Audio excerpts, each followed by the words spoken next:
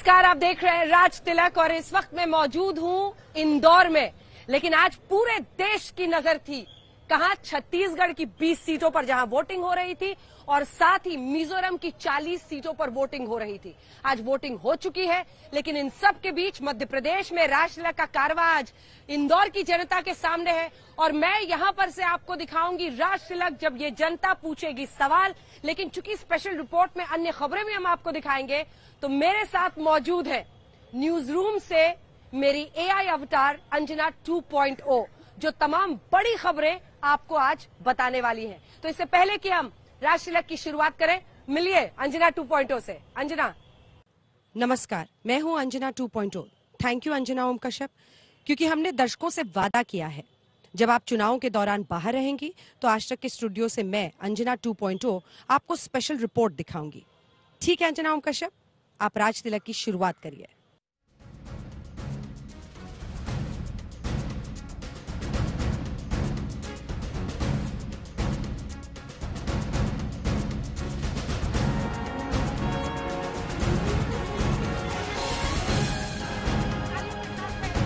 इंदौर की जनता का अभिनंदन। रानी अहिल्याबाई होलकर की ये नगरी है, महादेव करीब हैं और इसीलिए आज महाकाल की भी चर्चा होगी। लेकिन देखिए, प्रभु राम से लेकर हर धार्मिक मुद्दे को सभी पार्टियां भुनाने की पूरी कोशिश कर रही हैं, लेकिन जनता ये पूछेगी कि उनसे जुड़े मुद्दों का क्या हुआ। तालियों के साथ अब स्वागत कीजिए, हमारे साथ मौजूद है गोविंद मालू जी, पूर्व मंत्री और वरिष्ठ नेता भारतीय जनता पार्टी के। चरण सिंह सापरा साहब का तालियों के साथ स्वागत कीजिए, राष्ट्रीय प्रवक्ता है कांग्रेस पार्टी के। लेकिन इससे पहले कि हम चर्चा की शुरुआत करें और आपको दिखाएं कि देखिए धार्मिक मुद्दों को क्यों ऐसी जगहों पर पार्टियां उठा रही हैं, खास तौर पर आज जब छत्तीसगढ़ में वोटिंग थी तो देखिए किस तरह से महादेव ऐप से लेकर राम मंदिर का मुद्दा बीजेपी उठा रही थी, तो केदारनाथ पहुंच गए राहुल गांधी। इन मुद्दों का कितना पड़ता है असर, वो सब आपको दिखाएंगे। लेकिन पहले इंदौर नगरी से देखिए मेरी एक ग्राउंड रिपोर्ट।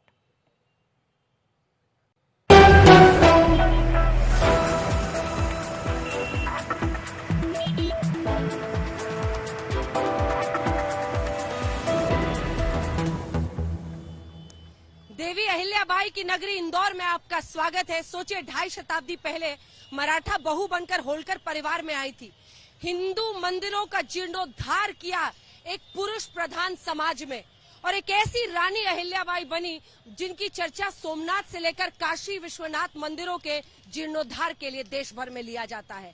आज भी देश की राजनीति में मंदिरों के इर्द गिर्द सियासत हो रही है और इंदौर उसका गढ़ भी बन रहा है। इसे आप मिनी मुंबई भी कह सकते हैं मध्य प्रदेश में। हाँ, ये आपको लिए चलते हैं सड़कों पर, इंदौर में गलियों पर, किसानों के पास, जानते हैं कि चुनावों को लेकर क्या है उनकी राय। चलिए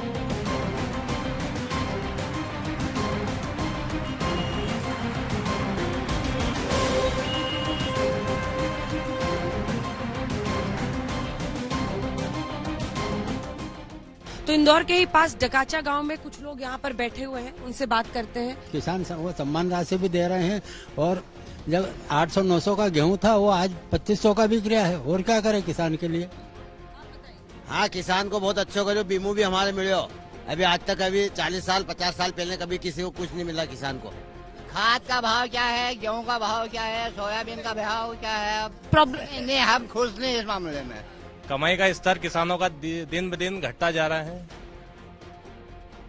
कुछ महिलाएं इसी गांव की है। आप लोगों को लाडली स्कीम में पैसा मिलता है क्या? हाँ, मेरे को तो मिल रहा है। आपको मिल रहा है?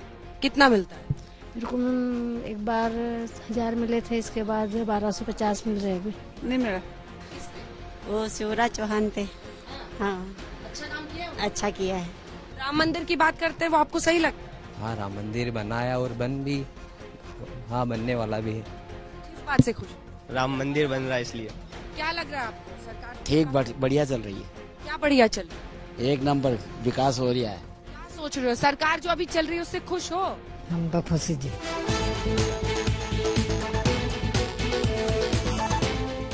अब हम इसी डकाचा गांव में, अब हम एक किसान के साथ बढ़ रहे हैं। गवर्नमेंट का जो है ठीक है, अच्छी योजनाएं हैं, सब बढ़िया है, कोई दिक्कत नहीं।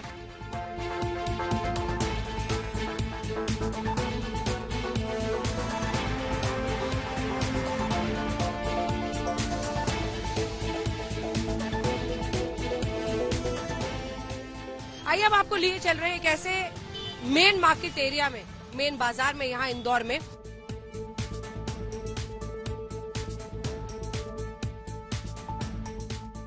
भी मतलब लग रहा है कि अभी सिर्फ कांग्रेस का लग रहा है हमारे एमपी में, बट हम तब भी चाहेंगे बीजेपी आए। पहली हमारी राम जन्मभूमि का अयोध्या में मंदिर बना के और दूसरा धारा 370 हटा के। कांग्रेस हाँ कांग्रेस आइए। भारी बहुमतों से मध्य प्रदेश में भी बीजेपी की सरकार आ रही है। क्या क्या अम्मा क्या बोल रही है?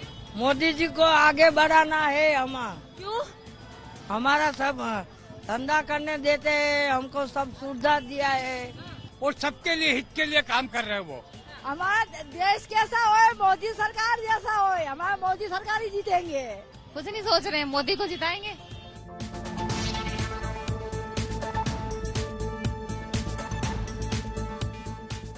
किसका काम अच्छा लगता है? विजय वर्गीय का। तो किसको क्या सोचा है आपने, किसका काम अच्छा लग रहा है? शिवराज सिंह मामा का। कुल मिलाकर इंदौर की सड़कों पर लोगों की राय जानने के बाद आइए आपको सीधे लिए चलते हैं राज तिलक के मंच पर। तो चलिए अब आपको बताते हैं कि कमलनाथ का हिंदुत्व क्या है, शिवराज सिंह चौहान का हिंदुत्व क्या है और कैसे इन धार्मिक मुद्दों को चुनावों के वक्त पर खूब जोर शोर के साथ तमाम पार्टियां उठाती हैं। 3 नेता हम आपको सुनाते हैं, चाहे वो शिवराज सिंह चौहान हो, कमलनाथ हो, योगी आदित्यनाथ यहां पर आकर राम मंदिर का मुद्दा उठा रहे हैं। आखिर इसके मायने क्या है? कमलनाथ क्यों और क्यों धीरेन्द्र शास्त्री जैसे धर्म गुरुओं का इस्तेमाल राजनीतिक पार्टियां कर रही हैं? क्योंकि उनको लगता है कि उनके जो श्रद्धालु हैं, जो उनको मानने वाले हैं, वो उनके वोट बैंक बन सकते हैं। आइए आपको सुना देते हैं। अच्छा, ओवैसी साहब भी कूद गए हैं, हैदराबाद वाले ओवैसी साहब कूद गए मध्य प्रदेश के चुनाव में। सुनिए। 82% अगर भारत में हिंदू हैं तो हम कहें कि ये हिंदू राष्ट्र है, ये कहने की क्या आवश्यकता? ये तो आंकड़े बताते हैं। अयोध्या में राम मंदिर का काम क्या कांग्रेस कर पाती? कांग्रेस चाहती ही नहीं कि समस्या का समाधान हो। और तो राम भक्तों ने कहा कि गुलामी के ढांचे को हटा देंगे, न रहेगा बांस, नहीं बजेगी बांसुरी। तो हम उम्मीद करेंगे देश के प्रधानमंत्री राहुल गांधी को भी अपने साथ में लेके जाएं, क्योंकि जो काम उनके वालिद ने शुरू किया उसको मोदी जी मुकम्मल कर रहे हैं। तो देश के प्रधानमंत्री को चाहिए कि अपने साथ राहुल गांधी को भी लेके जाएं। ये अच्छा रहेगा, राम और श्याम की जोड़ी रहेगी। आखिर क्यों तमाम पार्टियां ये जानती हैं या अब ये मानने लगी हैं कि हिंदुत्व के इर्द गिर्द ही अगर हिंदू जुट गए तो उनकी नैया पार हो जाएगी? सोचिए आप, कांग्रेस पार्टी हमेशा ये बात करती है कि सबको साथ लेकर चलना है और हम धार्मिक मुद्दों पर चुनाव नहीं लड़ेंगे, लेकिन हिंदू राष्ट्र की बात कमलनाथ यहां पर कर देते हैं। तो कमलनाथ का हिंदुत्व क्या है, क्या है शिवराज सिंह चौहान का हिंदुत्व, ये दिखाते हुए मालू जी पहला सवाल आपसे है, मतलब हर चुनाव क्या राम भरोसे ही आप लोग लड़ेंगे? राम मंदिर के मुद्दे पर योगी आदित्यनाथ यहां आकर एमपी में बोल रहे हैं, हेमंत बिस्वा शर्मा असम वाले यहां आकर बोल रहे हैं, क्यों? काम नहीं किया क्या? देखिए, भारतीय जनता पार्टी ने कभी धर्म को कोई मुद्दा नहीं बनाया, राम को कोई मुद्दा नहीं बनाया। ये हमारी आस्था और श्रद्धा का विषय है, ये भारत की सनातन संस्कृति के रक्षण का विषय है। हाँ। हम भारत में यदि जय श्री राम नहीं कहेंगे तो क्या और कहीं कहेंगे? मुझे समझ में नहीं आता है कि यदि राम मंदिर बन रहा है, 22 तारीख पहले से घोषित हो गई है, तो उस पर इतना बवाल मचाने की आवश्यकता क्या है? ये तो आस्था का सवाल है, श्रद्धा का सवाल है। हमने कुर्बानियां दी हैं। राम मंदिर एक आतताई आक्रमण का प्रतीक था। मुगल कालीन समय में जिस तरह से हमारी सभ्यता को नष्ट किया गया, हाँ। कई सारे तो हमारे मंदिर तोड़े गए, ये हमारी संस्कृति का सवाल लगते हैं। सर, चुनाव में हिस्ट्री क्यों पढ़ाने लगते हैं? नहीं, चुनाव में कोई बोलेगा तो जवाब तो दिया जाएगा, बात निकलेगी तो दूर तलक जाएगी। हाँ, बात निकलेगी तो दूर चलक जाएगी। आप भी प्रेशर में आ गए हैं। कमलनाथ तो हिंदू राष्ट्र की बात कर रहे हैं, मुझे लगता है सापरा साहब भी डिफेंड नहीं कर पाएंगे इस बात को। तो नहीं, देखिए, हमारा स्टैंड बहुत क्लियर है। हाँ। कि धर्म के नाम पर राजनीति नहीं होनी चाहिए, राजनीति का धर्म होना चाहिए, ये सबसे बड़ी बात है। राजनीति का धर्म अगर होगा, हाँ, तो राजनीति ठीक ठाक चलेगी। और 1 मिनट में सबका उत्तर दूंगा। हाँ। और बहुत जोश में इंदौर की जनता पूछेगी सवाल अभी। माँ अहिल्या देवी की भूमि को मैं प्रणाम करता हूँ। ठीक है, आराम से माँ अहिल्या देवी की भूमि को मैं प्रणाम करता हूँ। यहाँ पर जोश रहना ही चाहिए। आराम से हाँ। भगवान राम ये आस्था का विषय है, कांग्रेस पार्टी ने किसी ने भी विरोध नहीं किया है, किसी भी मंदिर का विरोध नहीं किया है। लेकिन राम को काल्पनिक बताया है। ये लेकिन राम को काल्पनिक बताया है, राम सत्य का अस्तित्व को नहीं माना है। ऐसे डिबेट चलेगी? ऐसे नहीं, बीच में मत बोलिए सर प्लीज। बीच में बोलोगे तो मेरी आवाज ज्यादा भाई। हाँ, देखिए ऐसा है, सवाल यह है कि भारतीय जनता पार्टी के पास में मुद्दे नहीं है। इनका जो कुकर्म है 18 वर्षों का, माइक लेके आ रही हूँ। हाँ। इनके पाप का घड़ा भर चुका है। हाँ। और इनको पता है कि ये 17 तारीख को हारने वाले हैं। 17 तारीख को कमल नहीं कमलनाथ चलेगा, ये सभी को पता है। और ये भारतीय जनता पार्टी के सभी नेता जानते हैं कि ऊंट जो है वो दूसरी करवट बैठ चुका है, हवा का रुख बदल चुका है। भारतीय जनता पार्टी के लिए बहुत मुश्किल है, इसीलिए इस तरह के मुद्दे ला रहे हैं ताकि ध्रुवीकरण हो सके। यही इन्होंने कर्नाटका में भी करना चाहा था। बजरंग बली को लाए थे, आप तो मिले थे वहीं पे हमको कर्नाटका में, लेकिन बजरंग बली ने भी इनकी मदद नहीं करी। यही मुद्दे ये लोग लेके आए थे हिमाचल में, वहां पर भी कुछ नहीं हुआ। और हिंदू बहुल राज्य था हिमाचल, तो वहां पर भी ध्रुवीकरण नहीं करने आए। दरअसल ऐसा है कि इनकी दुकान में सामान नहीं है, मुद्दे नहीं है। ये चाहते हैं कि ध्रुवीकरण करके हम इस चुनाव को जीत ले, लेकिन मध्य प्रदेश की जनता सतर्क है और सटीक तरीके से 17 तारीख को वोट देगी। इन्होंने राम मंदिर इस देश के स्वाभिमान की बात है। इन्होंने जब राम मंदिर की बात आती है तो 22 वकील उनके विरोध में क्यों खड़े करे? जवाब दीजिए, जवाब दीजिए, जवाब दीजिए, जवाब दीजिए। कोई किसी के विरोध में नहीं खड़े हुए।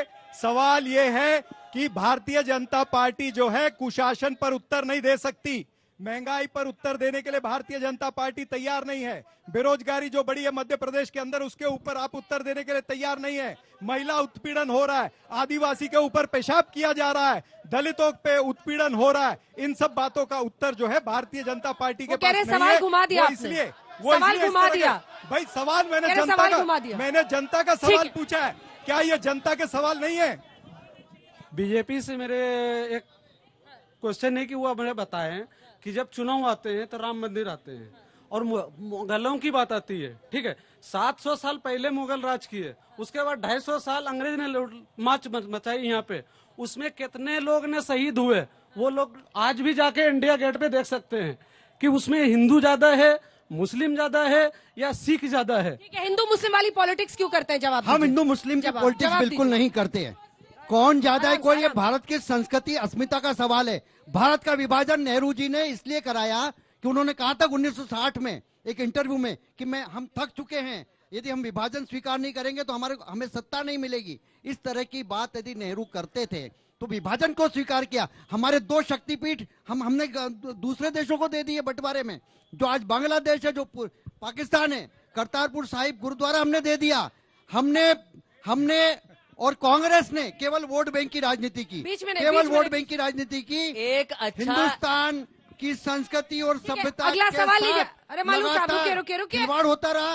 अरे रुकिए, आप ये बताइए 1991 में हिस्ट्री की क्लास बाद में लीजिएगा। रुकिए, चुनाव है, लोगों को अपनी भी तो चिंता है। पूछिए सवाल। मैं अपने 29 साल के जीवन में एक ही चीज समझा हूँ जब से होश संभाला है कि जिस प्रकार से एक चोर पकड़ा जाता है, जब तक वो पकड़ा नहीं जाता तो वो मानता नहीं है, उसके बाद वो बोलने लगता है मैंने चोरी नहीं की। सवाल क्या है प्रभु? कांग्रेस से ये है कि क्या आप भी उसी प्रकार का चरित्र अपना रहे हैं कि जीवन भर राम का आपने नाम का विरोध करा और अब आपको चुनाव दिखने लग गए तो आप राम राम करने लगे?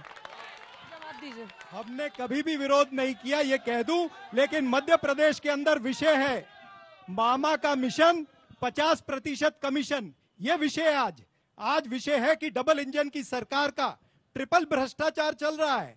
किस तरह से 50% कमीशन यहाँ पर अधिकारी ले रहे हैं, किस तरह से 50% कमीशन लेकर के जो भाजपा के नेताओं के जेब में पैसे जा रहे हैं। बगैर प्रमाण के बात न करें। भ्रष्टाचार, एक मिनट जवाब दे दूं, मध्य प्रदेश का विषय है। जो यहाँ पर पटवारी घोटाला हुआ, नर्सों का घोटाला हुआ, यहाँ पर डीबेट घोटाला हुआ, घोटाले पे घोटाला हुआ, शिवराज यानी घोटाला राज, शिवराज यानी घोटाला राज। देखिए आपको जनता मौका देगी ना, आपसे पूछ रही है सवाल। मालू जी, एक प्रश्न का उत्तर दीजिए। मध्य प्रदेश का चुनाव है, मध्य प्रदेश के मुद्दे 18 सालों से आप सरकार में है ना? धर्म की बात करने के बजाय अपनी उपलब्धियों को गिनाइए, अपनी उपलब्धियां बताइए। क्यों 5 उपलब्धि गिनाइए, 5 उपलब्धि गिनाइए। हम तो विकास को लेकर जा रहे हैं। शिवराज सिंह चौहान के नाम ऐसा मुख्यमंत्री जो लाखों घोषणाएं करता है और जिस मुख्यमंत्री की घोषणाओं का वल्लभ भवन में रिकॉर्ड नहीं है, उसका पालन क्या होगा? अरे देखिए, हमने तो घोषणाएं की है और पूरी की है। कांग्रेस घोषणाएं करती है, पूरी नहीं करती है। सिंचाई, बिजली, पानी, इसकी सुविधाएं हमने दी है, डबल डिजिट हमने किया है, आर्थिक विकास की दर। मैं मालू जी से पूछना चाहता हूं, क्या आपको सत्ता जाने का डर सता रहा है कि आपके सांसद और महासचिव चुनाव लड़ रहे हैं? इस बार क्यों देखिए, हमारे पास कुछ है। देखिए मालू जी, अरे मालू जी, दिग्विजय सिंह को लड़ाइए, मनमोहन सिंह को लड़ाइए, उनके नाम को पीछे क्यों कर रखा है? अरे मालू जी इधर भी देख लीजिए, आपका जवाब इधर देखो। मालू जी, जनता के बीच मालू जी, शिवराज जी है। अरे इतिहास में मत जाओ, वर्तमान की बात करो, है सामने देखो आपके। मालू जी के नेता है नरेंद्र सिंह तोमर, और नरेंद्र सिंह तोमर के बेटे का जब वीडियो आता है तो उसके ऊपर ये लोग क्या करते हैं? देखिए, मतलब वो जो वीडियो आया तो ईडी सीबीआई को मैं आमंत्रित करता हूँ आज तक के माध्यम से कि वो मध्य प्रदेश में आए, नरेंद्र सिंह तोमर के घर पे जाए और देखे कि 100 करोड़ रुपए का भ्रष्टाचार। जवाब दीजिए। मैं इसका जवाब दूंगा। चुनाव के समय इस तरह की हरकतें होती है, विपक्षी दल भी करते हैं, दूसरे लोग भी करते हैं। ये जब तक देखिए इस पर एफआईआर दर्ज हो गई है, एफआईआर दर्ज कराइए, उसकी प्रामाणिकता सिद्ध नहीं है। ऐसे कई फर्जी वीडियो आते हैं, इसकी प्रामाणिकता सिद्ध नहीं है, इसकी प्रामाणिकता सिद्ध नहीं हुई है। आपके पास यदि प्रमाण हो तो सिद्ध करिए। आप 50% की बात करते हैं, आप झूठा पत्र लाते हो, एफआईआर होती है। 18 साल में 18 साल में एक को जेल नहीं करा पाए। यदि आपके पास मुद्दे हैं तो चिल्लाने की आवश्यकता नहीं है। 24 मंत्री लोकायुक्त के घेरे में। मेरा प्रश्न सापरा जी से है। आदरणीय सापरा जी, आपने श्रीमान बंटाधार की भी सरकार देखी होगी। आपके मध्य प्रदेश को मैं 18 साल पीछे ले जा रहा हूँ। बंटाधार की सरकार भी आपने देखी होगी। एक छोटा सा उदाहरण देता हूँ। हम इंदौर से भोपाल जाते थे, 7 से 8 घंटे लगते थे और उस समय मूव नहीं होती थी तो आयोडेक्स हमको साथ में लेनी होती थी। आज हम भोपाल जाते हैं तो 2 घंटे में हम भोपाल पहुंचते हैं। भारतीय जनता पार्टी आज हम विकास की बात करें तो आज इंदौर स्वच्छता का 7वां आसमान छूने वाला है। आज पहले पूछिए, सवाल क्या है? बिजली की स्थिति क्या थी और आज बिजली की स्थिति क्या है? पहले बिजली आती थी और अब कभी कभी बिजली जाती। वो सड़क पे पूछ रहे हैं कि पहले 1 सेकंड बैठ जाइए सर, ऐसा नहीं। देखिए बैठिए ना, बैठिए, बात आप लोग बैठिए। एक मिनट। ठीक है, बैठिए।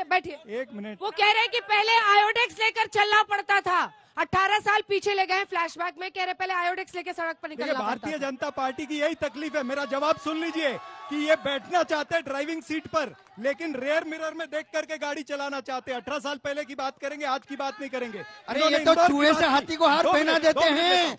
इंदौर कांग्रेस के लोग चूहे से हाथी को हार पहनाते हैं। अरे आपके शहर की बात, इंदौर की बात कर दूं, आज इंदौर साफ है ये मानता हूं, लेकिन यहाँ पर बिजली की कमतरता है, लेकिन यहाँ पर पानी की कमतरता है। यहाँ पर पानी नहीं मिल रहा लोगों को। 2 दिन के बाद 1 दिन पानी आता है। सरकार चलाना हमें पर आता है। हालत खराब है, भ्रष्टाचार यहाँ पर करना तो आपको है आता है। स्वास्थ्य व्यवस्था की हालत खराब है। टेम्पो सवाल तो सुनिए, बैठिए मैडम, बैठिए, आ रही हूँ मैं। टेम्पो से लेके मेट्रो तक का सफर मध्य प्रदेश के शहरों ने तय किया है। आप 18 महीने की इनकी सरकार थी। 18 महीने की सरकार में अभी सप्रा जी ने बोला 5-5 लाख रुपए लेकर ट्रांसफर करे थे दिग्विजय सिंह जी ने, उसका क्या बोलेंगे? जो 15 आरोप लगा रहे हैं भ्रष्टाचार के कि जब आपकी सरकार। सर रैली तो है नहीं, बैठ जाइए ना प्लीज। आप लोग इधर भी बिठा दिया, बैठिए। वो कह रहे हैं कि पैसे लेकर जब आपकी सरकार थी 18 महीने की, जो सिंधिया साहब ने दगा दे दिया, उस समय में वो आरोप लगा रहे हैं कि आप लोग पैसे लेकर ट्रांसफर पोस्टिंग करते थे। देखिए, पहले तो बता दूं कि 18 महीने की नहीं थी, 15 महीने की थी। उसमें भी आचार संहिता थी। 11.5 महीने की सरकार थी। 11.5 महीने की सरकार में इनके आरोप गलत है। 18 वर्षों के अंदर इन्होंने जो भ्रष्टाचार किया है, जो 50% कमीशन खोरी, जो यहाँ पर इंदौर के अंदर हफ्ताखोरी चल रही है, जो वसूली गैंग वसूल करती है, ये 4 नंबर में, 3 नंबर में, 1 नंबर में वसूली गैंग चलती है। पब कल्चर यहाँ पर चलता है, नाइट कल्चर चलता है। पब कल्चर के चलते रास्ते पर झगड़े होते हैं। ये भारतीय जनता पार्टी के जो गुंडे हैं वो चलवाते हैं, इनको हफ्ता मिलता है। ये इंदौर शहर का इतिहास है। वो कह रहे हैं पब कल्चर आ गया है आप लोगों के वक्त पे, तो आप लोग संस्कृति की इतनी बात करते हैं, पब कल्चर कह रहे हैं। क्या हुआ मालू जी? हमने देखिए ये जिस तरह से ये तो उनको अनुमति दे रहे थे, लाइसेंस दे रहे थे, कई सारे पब। अरे 18 साल में आपने लाया पब ये तो महिलाओं को शराब पब कल्चर की सरकार में। आज जो नौजवान यहाँ पर में बर्बाद हो रहे हैं। अगला सवाल सुनिए। सवाल बीजेपी। मेरा प्रश्न भाजपा कांग्रेस दोनों से है, क्योंकि दोनों पार्टियों में खैरात बांटने की कंपटीशन चल रही है। हम लोगों ने प्रदेश स्तर पर आर्थिक रूप से कमजोर ब्राह्मण विद्यार्थियों को छात्रवृत्ति देने के लिए आंदोलन चलाया। पूरे प्रदेश के जनप्रतिनिधियों को ज्ञापन दिए, सबने आश्वासन दिया कि उनके शीर्ष नेतृत्व से बात करेंगे। ना ही भाजपा सरकार ने उसकी घोषणा करी, ना ही कांग्रेस के नेताओं ने अभी घोषणा पत्र में उसकी घोषणा की। अगर ये लोग केवल ब्राह्मण समाज को, सवर्ण समाज को वोट बैंक समझेंगे और उनके लिए कुछ नहीं करेंगे, तो हमें कोई ऐसा रास्ता अख्तियार करना पड़ेगा जिससे दोनों। जवाब दीजिए। हमने सामान्य निर्धन वर्ग आयोग बनाया है, छात्रवृत्ति। देखिए, गरीब विद्यार्थियों के लिए सरकार ने वजीफे दिए हैं, उनकी शिक्षा की व्यवस्था की है। सामान्य निर्धन वर्ग आयोग हमारे समय बना, 10% का सामान्य निर्धन व्यक्तियों को आरक्षण हमारी सरकार ने दिया। इस पर आपका जवाब सापरा जी? देखिए, कांग्रेस पार्टी की 15 महीने की या 11.5 महीने की जो सरकार थी, उसके अंदर हमने हर प्रयास किया कि मध्य प्रदेश की जनता का भला हो, ऐसे नियम बनाए जाए जिससे आम जनता किसी भी वर्ग का व्यक्ति हो उसका फायदा हो। ठीक है, हमारी यारी योजना बंद कर दी। आप राम की बात करते हैं, महाकाल लोग कैसा बनाया कि एक आंधी आई और उड़ गया? देखिए, जवाब दीजिए। देखिए, ये प्राकृतिक आपदा होती है, लेकिन सरकारी कोई इसमें सरकारी धन का दुरुपयोग नहीं होता है। उसकी गारंटी है। कितने पैसे खाए वहाँ पर, पूरा हुआ है वो काम। महाकाल के घोटाले में जितना 50% कमीशन मिली कि नहीं मिली? इन विकास का 50% कमीशन मिली कि नहीं मिली महाकाल के घोटाले में? एक सिद्ध नहीं कर पाए। 50% कमीशन, इसीलिए इस तरह का काम हुआ।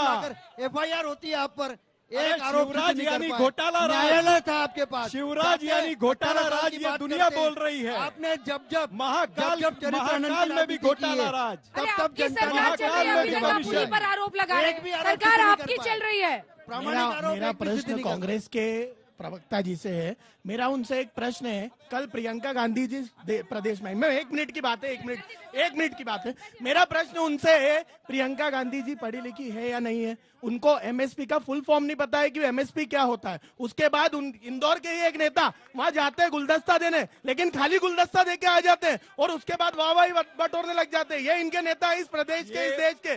MSP का फुल फॉर्म नहीं पता है, उनको ये नहीं पता है कि परिप्रेक्ष्य में समझा। अभी समझ में इनके कमी है। खाली गुलदस्ते का मुहावरा कहा गया था, उस परिप्रेक्ष्य में कहा गया था कि नरेंद्र मोदी जो है, भारतीय जनता पार्टी सब कुछ बेच रही है, चांदी का चम्मच मुंह में लेकर को दे रही है। पैराशूट लैंडिंग है इनकी। कुछ बच्चों के सवाल होने। मेरा सवाल मालू जी से है कि जब बीजेपी सरकार नहीं आई थी तो उससे पहले मेन मुद्दा था महंगाई। तो जब पेट्रोल के भाव थे 70 रुपए और आज के टाइम में 108 रुपए, सेंचुरी पार। तो ये क्या कुछ नहीं बोलेंगे? देखिए, तो यही बोलूंगे मैं तो लास्ट में, जय श्री राम। पर क्या है ये सब? देखिए, हमने ये सब पहले 500 रुपए में घर चलता था, आज 50,000 में घर चल रहा है। तो जब पेट्रोल फिर महंगा नहीं होगा तो क्या होगा? प्रति व्यक्ति आय बढ़ी है। 15 महीने की कांग्रेस की सरकार आई थी, उन्होंने हम जैसे बेरोजगार युवाओं से झूठे वादे किए कि 4,000 रुपए स्टाइपेंड दिया जाएगा, लेकिन 15 महीने की सरकार में 1 रुपए भी नहीं दिया गया। 70 साल सवाल, 70 साल में कांग्रेस ने क्या किया? 70 साल में कुछ नहीं किया, और हमारी सरकार ने 14 वर्ष में पूरे भारत की स्थिति। आप बीजेपी की कार्यकर्ता है, बीजेपी की कार्यकर्ता है, बता दिया। 70 साल में क्या किया? कमलनाथ जी की सरकार ने कहा था 5 रुपए डीजल पेट्रोल में कम करेंगे, वेट बढ़ा दिया 3 बार। छोड़ना है कि नहीं छोड़ना है? खाली रेवड़ियां बांटते हैं, किसी को काम करने लायक छोड़ना है नहीं छोड़ना है, बड़ा और एक और है कि आप लोग कहते हैं कि हम बेरोजगारी कम कर रहे हैं, तो बड़ा भी तो फ्री की रेवड़ियां देकर आप ही रहे हो, तो कम आप ही कंडीशन बना रहे हो और आप ही कम करते हो। ठीक है, चलिए जवाब दीजिए। देखिए, मुफ्त के पैसे बांटने की जो बीमारी है, अन्य पार्टियों को कहते हैं रेवड़ियां, और आप क्या कर रहे हैं मुफ्त का पैसा देकर? हम जो भी पैसा देते हैं, करने लायक सक्षम बनाना है या नहीं देश? हाँ अंजना जी, मैं बता रहा हूँ आपको, किसान सम्मान निधि का जो 6,000 मिलता है उससे उत्पादकता बढ़ती है। महिलाओं को जो 1,000 रुपया हमने दिया है, 1250 रुपया, उससे उनकी उत्पादकता भी बढ़ रही है, उससे उनकी किसानों की एमएसपी कहाँ गई? प्रगति है वो हो रही है। एक गरीब व्यक्ति को खरीदते नहीं है, ये समाज कल्याण। कितने खरीद रहे हैं? साहब, ये लत तो आपको भी लग गई है। आप भी कह रहे हैं कि 1500 देंगे मुफ्त का, 1500 आप देंगे तो वो रेवड़ी नहीं है क्या? आप भी तो यही कह रहे हैं। इन्होंने मध्य प्रदेश नहीं, सभी पार्टियों को लत लग गई है, सभी पार्टियों को लत लग गई है। इन्होंने पड़ रहा है 200 यूनिट फ्री बिजली, पैसे जो है माफ करते हैं। चलिए ठीक है, इन्होंने 20 लाख करोड़ रुपया उद्योगपतियों का माफ किया। आज इतने वर्षों से कांग्रेस को आप कटघरे में खड़ा करते हैं, सिखों के साथ दुर्व्यवहार या जो भी हुआ है, ऐसा आप लोगों का आरोप है। मैं पूछना चाहता हूं, इतने सालों में भारतीय जनता पार्टी ने सिखों के लिए क्या किया है? और अभी वर्तमान में आपके जो नेता ने हमारे धार्मिक स्थल के बारे में नासुर बोला है, क्या नहीं बोला? हम ये नासुर सबसे बोला गया है। हमने सम्मान किया है। सिखों का कत्लेआम, सिखों का कत्लेआम किसने किया? सिखों का कत्लेआम किसने किया? आपकी आवाज नहीं जा रही। के अपराधी मध्य प्रदेश कांग्रेस पार्टी हमेशा सनातन पे सवाल उठाती है। रुकिए, सवाल सुनिए। नेता है। अरे भालू साहब, सवाल सुनिए। कांग्रेस पार्टी हमेशा सनातन पे सवाल उठाती है। इनके कल ही एक नेता ने बोला है कि संप्रदाय के हिंदुओं को सांप्रदायिक बोला। यहाँ के पूर्व विधायक है कांग्रेस के हिंदू, वो सनातन को समाप्त कर देंगे, उसका वीडियो भी हमारे घर है। यहाँ के पूर्व विधायक है कांग्रेस के। नाम बोलो, नाम। देश के नंबर 1 चैनल में, इंदौर के नंबर 1 सिटी में आपका स्वागत है। ये लोग विकास की बात करते हैं, गांधी हाल में आप खड़े, विकास हमारा देख सकता है। और इस क्षेत्र के जो प्रत्याशी है पिंटू जोशी जी, आप मेरी बात 1 मिनट दीजिए, सुनिए। आपने यहाँ पर आके सबसे पहले माँ अहिल्या का जिक्र करा, और यहाँ के प्रत्याशी पिंटू जोशी जी ने अहिल्या माता का अपमान करा, उनको माल्यार्पण तक नहीं करा है। तो देखिए, आपने तगड़ी बहस जहां पर इंदौर की जनता ने सवाल पूछे। मध्य प्रदेश के चुनाव में जबरदस्त रोमांच भी है और तमाम पार्टियां पूरी ताकत झोंक रही हैं। अब तमाम खबरों के लिए चलते हैं, स्पेशल रिपोर्ट देखते हैं मेरी एआई अवतार अंजना 2.0 के साथ। अंजना, बहुत बहुत शुक्रिया अंजना ओम कश्यप। वक्त हो गया है स्पेशल रिपोर्ट का। विधानसभा चुनाव की सरगर्मी तेज है।